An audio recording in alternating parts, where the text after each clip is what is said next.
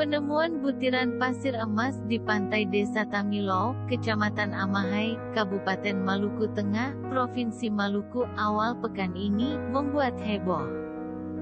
Sekadar informasi, bibir pantai lokasi penemuan butiran pasir emas di negeri Tamilow, berjarak sekitar 60,1 km dari Masohi.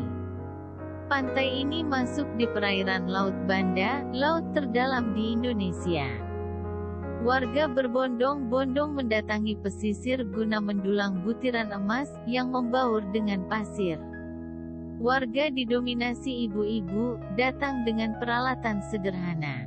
Ada yang membawa nampan, alat tampi beras, dan material berjaring halus. Mereka mengais pasir dari bibir pantai lalu menyaringnya dengan peralatan sederhana. Ukuran material emas ini tak ubahnya pasir. Warnanya keemasan, berkilau, dan menonjol.